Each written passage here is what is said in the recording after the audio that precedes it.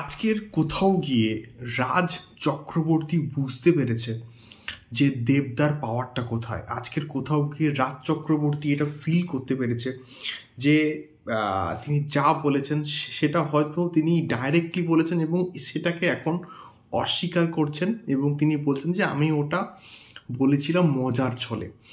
তো এত এত রীতিমতো ট্রোলিং হয়েছে, এত রীতিমতো এই বিষয়টাকে নিয়ে কথাবার্তা হয়েছে যে লাস্ট অবধি রাজ চক্রবর্তী এটাকে নিয়ে ভিডিও বানাতে কিন্তু বাধ্য হয়েছে।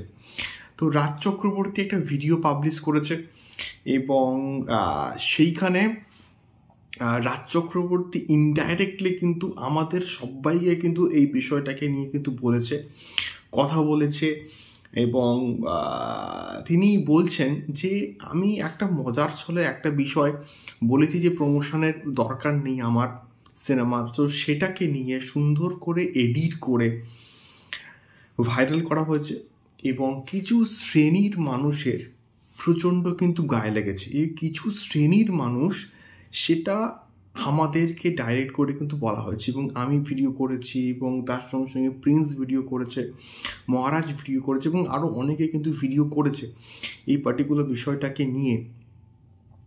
তো সেই বিষয়টাকে ডাইরেক্টলি কিন্তু বললেন যে কিছু শ্রেণীর মানুষ। তো যেখানে রাজ চক্রবর্তীর উচিত যে এই বাংলার মাস কমার্শিয়াল সিনেমাকে সাপোর্ট করার, সে সেটাকে নিয়ে মজা করছে।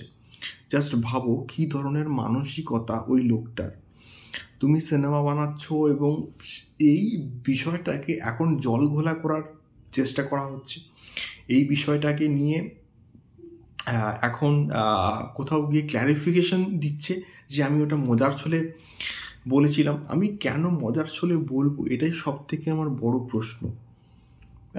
মজার ছলে বলার কি রাইট আছে? এবং এ আবার কিন্তু বলছে যে আপনাদের যেটা ভাল লাগে, যেটা যেটা ভালো সিনেমাটা, আপনারা সেটা হলে গিয়ে টিকিট কেটে দেখুন। মানে এই সমস্ত কথাবার্তা বলে কথাগুলোকে ঘোরানোর কিন্তু চেষ্টা করা হচ্ছে, যেটা আমরা কি বুঝতে পারি না বা বুঝি না, এটা রাজ চক্রবর্তীও কিন্তু বোঝে।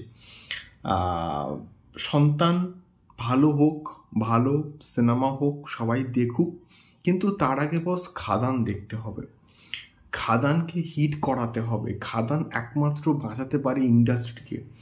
খাদান হিট হলে আরও অনেকে কিন্তু এইরকম মাস সিনেমা বানানোর একটা চেষ্টা করবে। এটাই কিন্তু বেসিক্যালি বলার। দেখা হচ্ছে পরবর্তী ভিডিওতে খাদান সংক্রান্ত আরও অনেক অনেক আপডেট নিয়ে। টাটা।